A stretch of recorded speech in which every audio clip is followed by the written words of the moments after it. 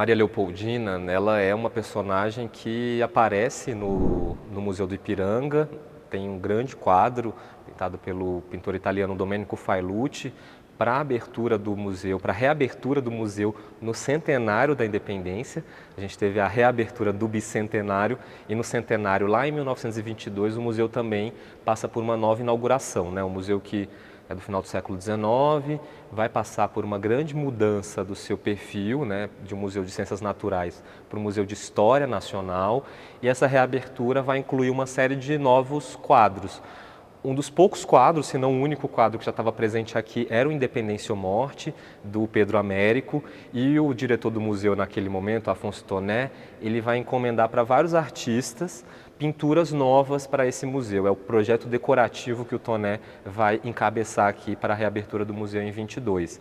E aí a gente tem um retrato a óleo da Imperatriz Leopoldina, né, que é um retrato, como eu disse, pintado pelo Domenico Failucci nos anos 20 e que vai mostrar a Leopoldina como uma grande matriarca, né? Então ela cercada dos seus filhos, dos seus descendentes. Não tem a Marquesa de Santos nesse projeto, mas tem a Leopoldina, tem a Maria Quitéria de Jesus e tem a Joana Angélica de Jesus também, apesar de não serem parentes, têm o mesmo sobrenome. Então tem 3 mulheres, 2 delas baianas nessa narrativa, mas a Marquesa de Santos realmente não cabia dentro desse projeto. A frase independência ou morte mudou a história do Brasil, porque nos deu o senso de nacionalidade, né, mais aflorado, independente, uma nação forte, grande, como é o nosso país, consolidado muito com a participação do Exército Brasileiro. Foi o Exército que garantiu que as nossas fronteiras fossem as fronteiras que são hoje. Pouco se fala sobre a importância das mulheres nesse processo de independência no Brasil, né? É importante a gente pensar que esse Brasil do século XIX, né, nesse momento de independência, há uma necessidade de se construir, né, de se pensar uma nação, tá? E Dom Pedro I, junto com José Bonifácio e outros pensadores, eles estão preocupados em realizar isso. O Brasil, naquele momento, ele não tinha, né, não era uma unidade, tá? Haviam muitas províncias e o processo de independência foi um processo que foi conquistado, ele não aconteceu no dia 7 de setembro. A independência do Brasil, ela é um fenômeno que não é isolado do que está acontecendo no resto do mundo. A gente tem nesse contexto mundial, no final do século XVIII, começo do XIX, o que a gente chama de Era das Revoluções, com a Revolução Francesa, as independências latino-americanas e por aí vai. O Brasil absorveu experiências de outros locais, como a França Revolucionária, como a América Latina, para também forjar a sua própria revolução, de independência. As mulheres da elite, elas atuavam junto aos seus companheiros, fazendo alianças, recebendo esses indivíduos em casa, né? E elas era nesse lugar do espaço privado que acontecia essa negociação. Então elas estavam ali para receber esses indivíduos e fazer essas alianças políticas ali. As mulheres populares, né, elas, nesse lugar de venda, sobretudo nos centros urbanos, né, então realizando as atividades comerciais, né, se reconhecendo agora como brasileira, né, como um país que estava começando a pensar a independência, né, então essas mulheres, elas também ajudaram e atuaram nesse processo de independência do Brasil. Lembrando mais uma vez que o processo de independência no Brasil ele não aconteceu de um dia para o outro, né? Ele é um processo e teve vários fatores, né, e elementos que contribuíram para essa independência do Brasil. O ano de 1822, então, que é crucial para a independência do Brasil, ele vai começar, se a gente tomar uma cronologia de datas, ele começa com o 1º de janeiro de 1822, que é o chamado Dia do Fico, né? Que as cortes de Lisboa ordenaram para que Dom Pedro regressasse a Portugal, numa tentativa de esvaziar o poder do Reino do Brasil, e Dom Pedro, atendendo a pedidos principalmente da população do Centro-Sul, Rio de Janeiro, São Paulo, Minas, ele decide desobedecer às cortes e ficar aqui no Brasil, mantendo o centro de poder no Brasil. Ainda em 1822, Dom Pedro conclama uma Assembleia Constituinte para o Brasil, isso em junho de 1822, porque fica cada vez mais claro que a Constituição que estava sendo elaborada em Portugal não atendia aos interesses do Brasil, né? E aqui para São Paulo, mais especificamente o dia 7 de setembro, é um dia em que Dom Pedro veio aqui para São Paulo, né? Ele viaja para São Paulo tentando acalmar os ânimos de uma revolta que estava acontecendo aqui. E quando ele estava indo de volta para o Rio de Janeiro, no dia 7 de setembro, ele recebe correspondências do Rio de Janeiro, mostrando cada vez mais a insustentabilidade da continuação da união com o Brasil e Portugal. E aqui, às margens do Riacho do Ipiranga, ele arranca as listras azul e branca do seu chapéu, que simbolizavam Portugal, e dá o famoso grito do Ipiranga. É uma tela que está presente eu diria, em 100% ou 99% dos livros didáticos produzidos no Brasil desde muito tempo e até os dias de hoje, que é o Independência ou Morte, do Pedro Américo. Essa tela pintada muito tempo depois, mais de 70 anos depois, quase 70 anos depois do chamado Grito do Ipiranga, né, desse evento mítico que seria o nascimento da nação brasileira enquanto tal, né? Ou seja, até aí a gente tinha um território que tinha sido colônia portuguesa, que depois vai ser elevada à categoria de Reino Unido de Portugal, ou seja, já não é mais uma colônia, mas não é uma nação independente. O Independência ou Morte é, sem sombra de dúvidas, a obra mais emblemática, né, mais icônica de toda essa coleção, muito em função da presença dele no nosso imaginário coletivo, mas também em função desse poder de persuasão que essa tela tem, né? Então a gente olha para o Independência ou Morte e a gente, de fato, vê ou acha que está vendo como a coisa aconteceu. Ele tem um poder persuasivo que, claro, Pedro Américo era formado nessa tradição, era para isso que ele produzia, para que os quadros pudessem produzir essa sensação muito forte de uma imagem que consegue concentrar, né, e catalisar uma série de eventos históricos, mas o próprio Pedro Américo sabia que essa tela era uma representação, ele nunca achou que isso seria um retrato fiel de como a coisa aconteceu. Para a independência, ele é um local de mito fundador, né? Os países, a maioria dos países, eles têm seus mitos fundadores, seus mitos de origem. O Brasil não poderia ser diferente. Como um país que vai se formando, ele precisa dos seus mitos de origem para agregar uma população em torno de uma memória comum, né? O Ipiranga é o local de um desses mitos de origem, que é o Grito de Dom Pedro I. Então é um local em termos de uma memória histórica, um local da maior importância para forjar uma memória, uma identificação com que toda uma população se identifique e com uma população forme uma nação. Um dado que é sempre importante lembrar é que esse edifício não foi feito para ser um museu. O edifício que abriga o Museu do Ipiranga foi realizado para ser um altar da pátria, um prédio que deveria, sobretudo, marcar o lugar da Declaração da Independência no bairro do Ipiranga. E esse era um projeto do Império do Brasil. Depois, com a Declaração da República, ou com a proclamação em 1889, o prédio ficou um tanto difícil para as autoridades públicas, porque ele era um projeto do Império e esse era um novo regime republicano. Então, durante 4 anos, o prédio ficou vazio. E a partir de 1893, ele foi destinado a acolher o Museu do Estado, que passou a se chamar Museu Paulista, embora todo mundo conheça como Museu do Ipiranga. A transformação do Ipiranga no monumento do nosso país é um processo lento. Ele começa efetivamente com a construção do edifício que passou a abrigar o Museu do Ipiranga, que ocorreu entre 1885 e 1890. Depois nós temos uma outra etapa importante, que é a construção do jardim na frente do prédio, o primeiro jardim que não existe mais, em que o prédio ganhou uma ambientação. Esse jardim foi terminado em 1908 e foi demolido em 1919.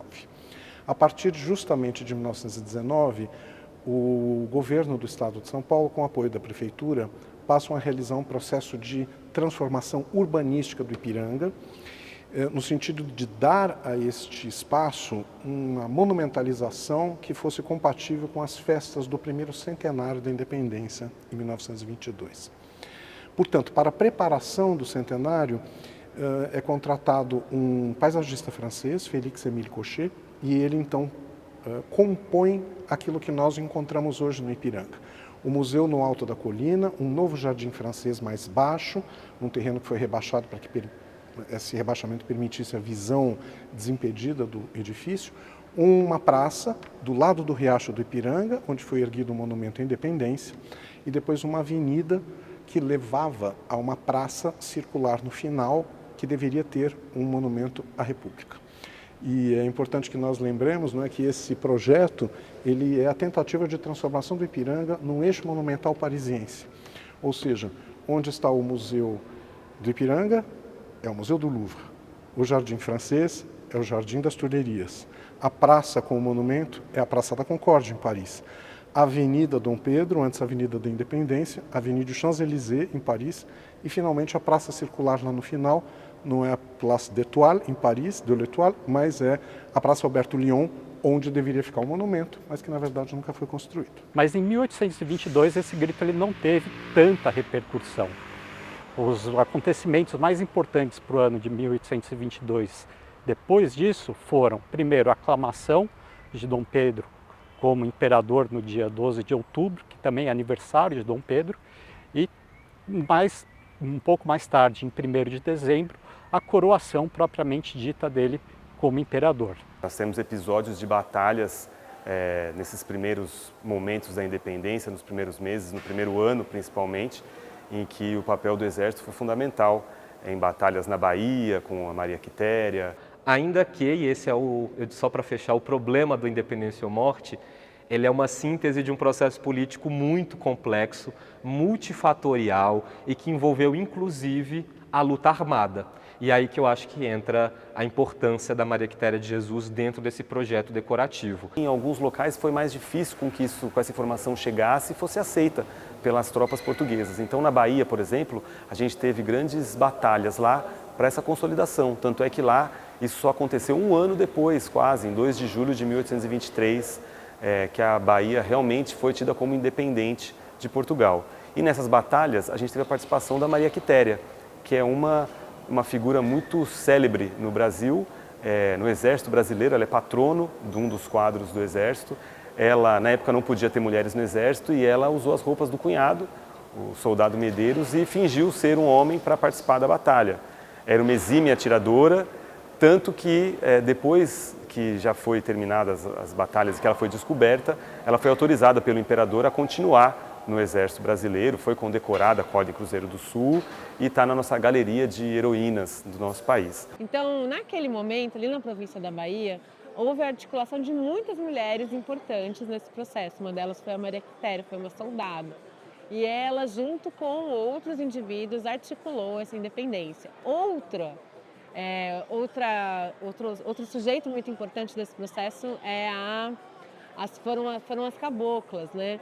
Que foram indígenas, que junto também com a Maria Quitéria e a Maria Silveira, elas conseguiram se organizar ali e conter as tropas portuguesas que queriam invadir o Brasil para tentar reconquistar o Brasil. Maria Quitéria de Jesus era uma mulher que tinha por volta de 29, 30 anos, quando a independência começa a ganhar corpo, mas é preciso até lembrar que para a Maria Quitéria, lá em 1822, a independência que a gente conhece hoje não estava caracterizada dessa maneira.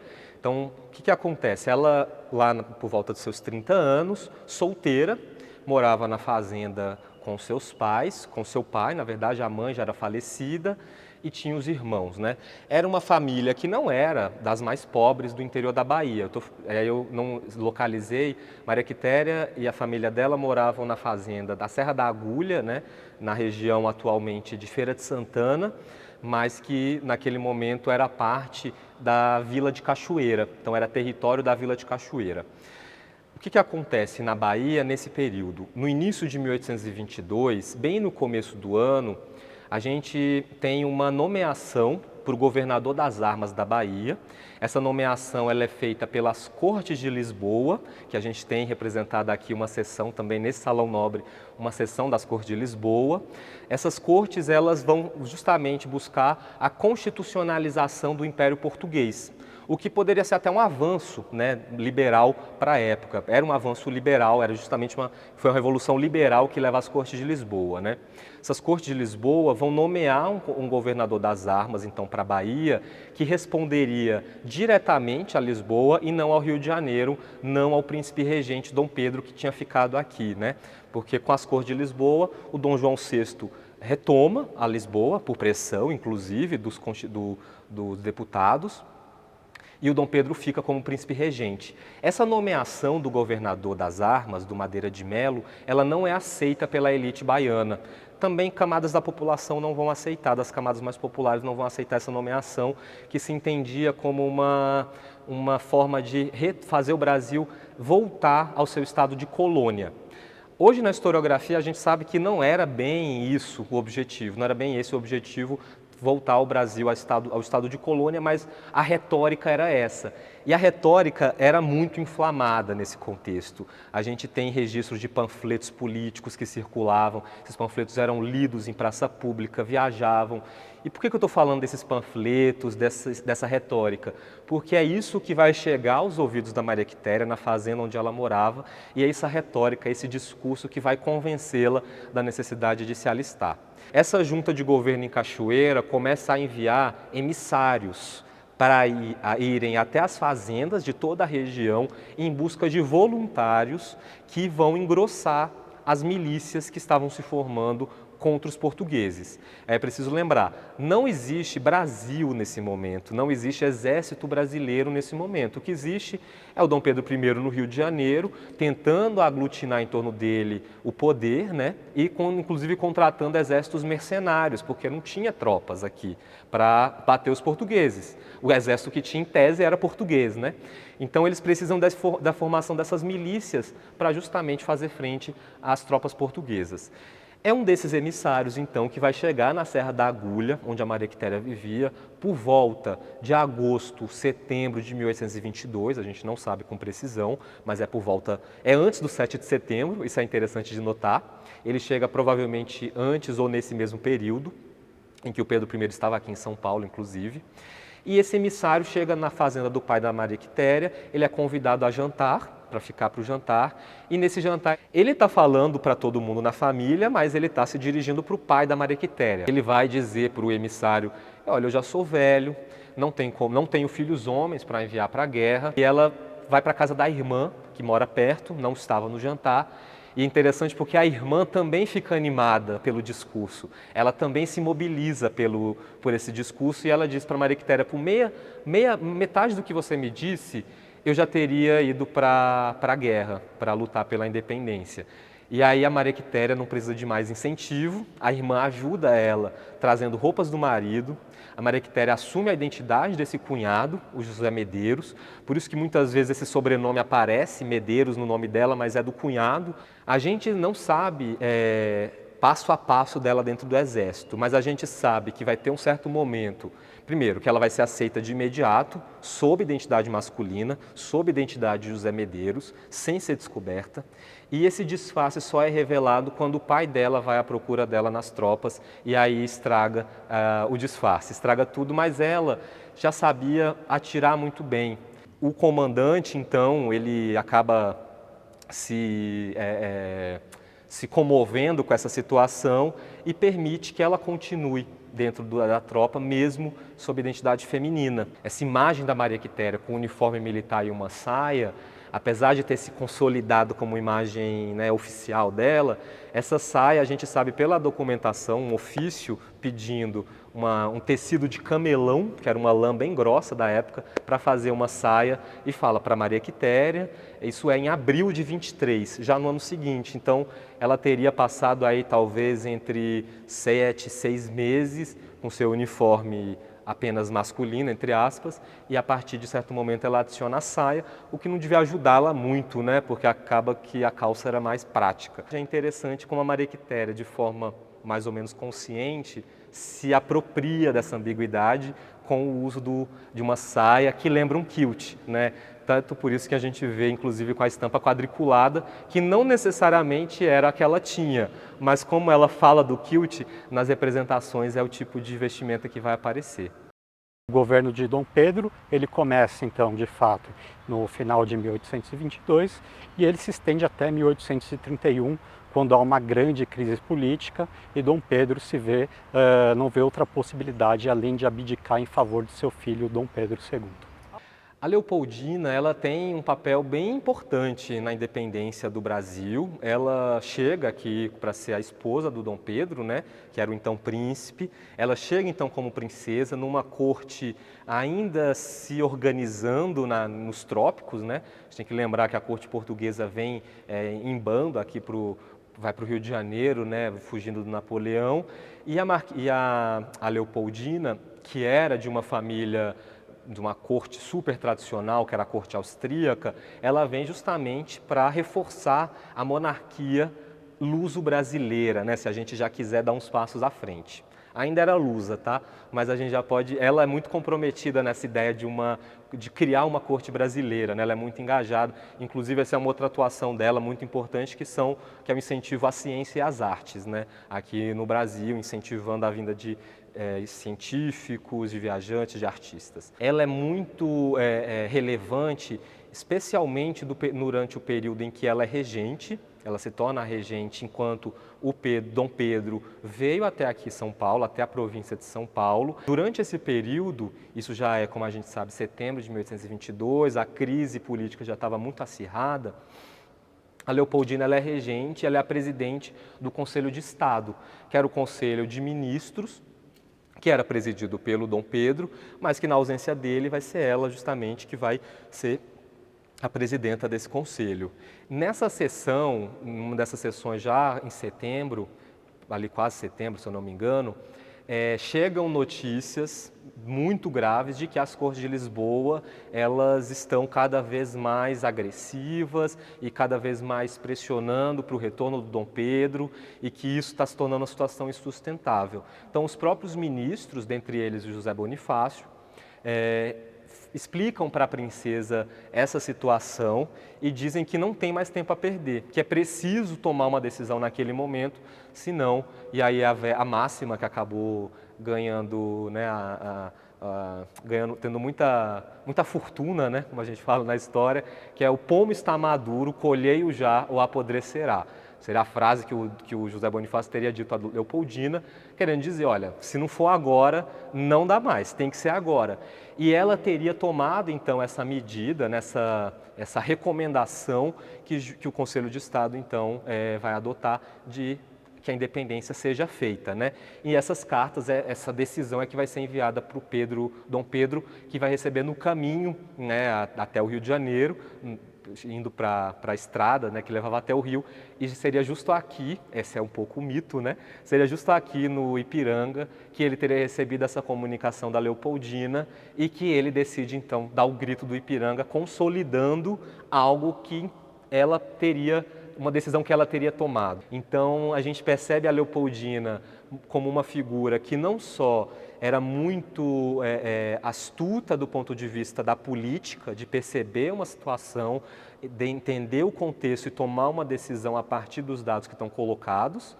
A gente percebe isso, mas também como dizer, mas um desejo de fato de fazer o Brasil existir de alguma forma. A Marquesa de Santos, apesar dela surgir na vida do então príncipe regente, depois imperador Dom Pedro I, apesar dela surgir nesse contexto de São Paulo, né, quando ele vem até aqui para justamente convencer e atrair os paulistas para a causa da independência nacional, em 1822, é nesse contexto que ele conhece a Marquesa de Santos, que vai se tornar Marquesa de Santos no futuro, mas ela nesse momento ainda não tem um papel tão central. E depois, claro, ela vai se tornar uma das poucas mulheres que na corte do Rio de Janeiro eram interlocutoras do Dom Pedro I. Então ela tinha uma posição, um lugar muito privilegiado nesse sentido. Agora, a ausência dela aqui no Museu do Ipiranga, a gente pode refletir inclusive dentro do contexto do projeto do Alfonso Tonet para decoração do edifício, esse projeto decorativo, né? Que hoje em dia a gente falaria de uma curadoria, né? Na época ele chamava de projeto decorativo. A Marquesa de Santos, ela tem, nesse período, e mesmo hoje na historiografia, por vezes, uma imagem muito associada a essa mulher adúltera, a essa mulher que de alguma forma provocou, ainda que, né, mais uma vez colocando a culpa na mulher, como se ela tivesse provocado a morte precoce da Leopoldina, né, que morria de fato muito jovem, de causas naturais, mas falava de uma morte por tristeza, né, por depressão, e grande parte da narrativa atribui essa morte precoce a esses desamores da Leopoldina, né? Então, muito se falou do papel da Marquesa de Santos nessa morte, mas, mais uma vez, o compromisso, né, a traição, de fato, era do Dom Pedro. Então, a Marquesa de Santos, ela não aparece no Museu do Ipiranga, né, dentro desse grande projeto do Tonet, muito em função desse imaginário negativo em torno dela, né? E não só tão negativo como quase que criminoso. Eu acho que a importância... Eu acho que a Marquesa de Santos, especialmente, é uma mulher que, na época dela, né, considerando, obviamente, a época em que ela viveu, ela fez algumas coisas, no mínimo, notáveis, assim. Principalmente no que diz respeito à sua condição de mulher, porque, por exemplo, ela foi a primeira figura histórica que se tem notícia de que conseguiu divorciar, digamos assim, né? Nem havia esse termo na época, mas ela conseguiu voltar para a casa da família dela, aqui em São Paulo, quando ela se separa do primeiro marido dela. E ela, né, o homem que era violento com ela consegue se afastar dele e voltar para a casa dela, aqui em São Paulo, para o seio da família dela, família de origem. Eu acho isso bastante notável. Também pelo fato dela ter conseguido movimentar, pelo fato dela ter tido algumas atitudes como mecenas, incentivando estudantes da época, e fazer com que a casa dela fosse um centro de circulação de ideias, de artistas, né, da coisa que populava aqui no centro de São Paulo. Eu acho que essa é a razão, as principais razões de eu considerar a Domitila uma figura histórica, uma mulher notável. E a importância aqui faz parte onde a cidade surgiu, onde a cidade começou, aqui é onde tem o pátio do colégio, a Praça da Sé, é o grande triângulo histórico. E aqui a gente tem espaços como a antiga Várzea do Carmo, que tem a ver com a história dessa casa, o Centro Histórico, a Rua do Carmo, e tem alguns pontos que são de referência quando se quer falar sobre a história do surgimento dessa cidade.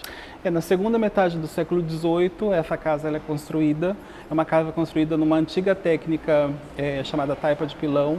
Muitas casas aqui de São Paulo, da São Paulo antiga, foram construídas sob essa técnica, inclusive algumas casas que fazem parte desse complexo, que é o Museu da Cidade de São Paulo. E aqui nessa Rua do Carmo foram construídas 4 casas antigas na segunda metade do século XVIII. Essas casas era uma casa normal, morava uma família dentro dela, e com o tempo ela foi passando por várias transformações, até chegar no momento em que a Marquesa adquire essa casa quando ela volta do Rio de Janeiro. Ela compra essa casa de uma descendente, uma herdeira dos antigos proprietários, e ela faz várias transformações, né? Por exemplo, aqui eram 4 casas antigas que tinham nessa rua. 2 dessas casas se juntaram para formar o que é hoje o Solar da Marquesa. Então, a partir dela, essa casa passa a ser um centro de atividades sociais que ela promovia aqui dentro da casa. A razão da Marquesa ter vindo aqui para essa região é porque a família dela é daqui. Ela faz parte de famílias antigas da São Paulo rural, digamos assim, né, da São Paulo antiga. E ela quando ela foi expulsa da corte lá do Rio de Janeiro, ela volta para a região dela, para a família dela. Eles moravam todos por aqui, os familiares dela. Ela adquire esse imóvel E desde o início, né, como ela era uma mulher de sociedade, digamos assim, ela tinha muitos contatos com a ebulição social que tinha aqui na região na época, como, por exemplo, os alunos da antiga faculdade de Direito, os ricos, os proprietários aqui da região, todos frequentavam a casa dela. E então não sei se ela teve um intuito, mas assim, foi uma coisa orgânica que foi acontecendo de a casa dela meio que se tornar um point, digamos assim, da época, dos acontecimentos sociais, da efervescência social aqui da região. Então ela dava festas, fazia saraus, inclusive o poeta Álvares de Azevedo era um dos frequentadores da casa. Ela teve muitos filhos, a Marquesa, né? Quem que foi a Marquesa? Foi uma figura da sociedade que teve uma história marcada por 3 relacionamentos, né? O primeiro relacionamento dela, ela se casou com um homem, com um mineiro, que levou ela lá para Minas Gerais. Ele batia nela, espancava ela tinha uma relação muito difícil com esse cara. E aí ela volta para São Paulo, por ser da família dela, e aqui ela conhece Dom Pedro I. Dom Pedro I se encanta por ela, eles têm um relacionamento, ela vai para a corte do Rio de Janeiro. Imagina, ele já era casado com outra pessoa, né, com a Leopoldina, e a partir desse casamento com a Leopoldina, ela passa 10 anos vivendo com ele lá na corte do Rio de Janeiro. Depois ela volta para São Paulo quando eles casam com a Maria Amélia. E aí, chegando aqui, ela vem com os filhos que ela já tinha do primeiro casamento, com os filhos que ela fez com Dom Pedro I, e aí ela compra essa casa e vem morar aqui, com toda a família dela, que já era... Ela se relaciona com outro homem, casa pela segunda vez, pela terceira vez, ela tem um relacionamento pela terceira vez, e aí toda essa gente mora aqui junto com os empregados que tinha na casa, com as pessoas escravizadas que trabalhavam na casa.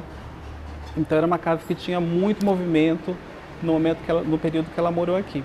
Depois que a Marquesa, a casa passa para a mitra católica, e depois ainda tem o grande período, no começo do século XX, que a casa é ocupada pela Companhia de Gás, que é uma empresa que adquiriu o imóvel e fez várias alterações, inclusive esse estilo neoclássico que tem na fachada é do período da Companhia de Gás.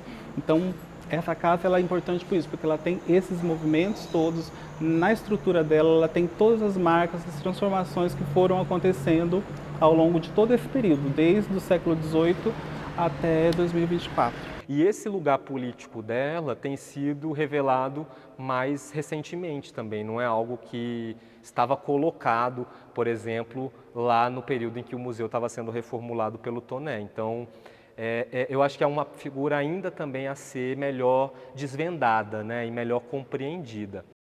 Uma figura que tem ganhado cada vez mais espaço também dentro dessa memória, né, que é uma criança, Urana Vanério, que teria presenciado esses confrontos armados que eu mencionei em Salvador no início de 1822. Inclusive a morte da Joana Angélica aparece num poeminha que ela escreve, se posicionando ali politicamente. Aos 10 anos esse poema é escrito. Claro, ela vinha de uma família super culta, os pais tinham uma escola, inclusive, em Salvador, os 2 pais, então era uma família de literatos e tal. Então ela era uma criança muito educada para a época e ela escreve esse poeminha aos 10 anos de idade, em que ela fala dessa tirania portuguesa, fala das violências que os portugueses teriam cometido contra os baianos. Mas eu queria falar de dois manifestos políticos assinados por coletivos de mulheres no período da independência e que são pouco conhecidos, infelizmente. A gente tem o primeiro manifesto, os 2 casos são cartas abaixo-assinados enviados à Leopoldina. Mais uma vez a Leopoldina aí como essa figura política. Então o primeiro abaixo-assinado é enviado em maio de 1822, se eu não me engano, 168 senhoras baianas, como elas assinam. E é uma carta que elas escrevem a próprio punho, claro, um papel com bordas douradas, né? Então tem todo um cuidado nessa carta. E elas escrevem essa carta, que é um manifesto político, assim como eu e muitas historiadoras leem, interpretam esse documento como um manifesto político dessas mulheres, em que elas usam toda essa linguagem política do período. Então dá para ver que elas estavam inteiradas, liam jornais pelas expressões, pelos fatos que elas vão mencionando. Então somos a favor do Império, elas falam do Império Luso-Brasileiro para evitar as decisões arbitrárias e tirânicas das cortes dos dia tal. A gente tem uma iniciativa muito parecida de mulheres aqui de São Paulo também. E no caso das baianas, é importante mencionar, elas enviam junto das cartas suas joias, ou uma parte das joias, né, pelo menos, para financiar a causa da independência, como elas falam. Então, por aí a gente já entende que também são mulheres da elite, que não são mulheres das classes populares. Elas enviam suas joias, escrevem num papel adornado de ouro nas bordas, então a gente já tem aí elementos de classe que são importantes de considerar também. No caso das paulistas, é interessante porque elas começam quase se desculpando, falando, a gente sabe que em São Paulo ainda não é um estado mais civilizado, elas têm uma certa, quase que se desculpando mesmo, porque São Paulo ainda não tinha essa posição tão central no cenário nacional, né? Mas são mais ou menos 60 mulheres que assinam também um manifesto à imperatriz. Quando as baianas escreveram, ainda era a princesa, né? As paulistas enviam a carta delas um pouco depois e fazendo esse mesmo apoio, né, à imperatriz e ao imperador, né, ao Dom Pedro e à Leopoldina, como os defensores dessa causa que seria a da liberdade. A história é uma disciplina que se faz no presente. A história não é o passado é o que passou. A história é o que nós fazemos a partir dos restos do passado para imaginá-lo, não é? Para tentar compreendê-lo. E essa é a nossa missão aqui no museu. Mais do que contar a história do Brasil, nós procuramos dividir com os nossos públicos a responsabilidade de pensar historicamente o nosso passado. Toda e qualquer sociedade tem um pensamento acerca de história, né? Ela pensa alguma coisa sobre o passado.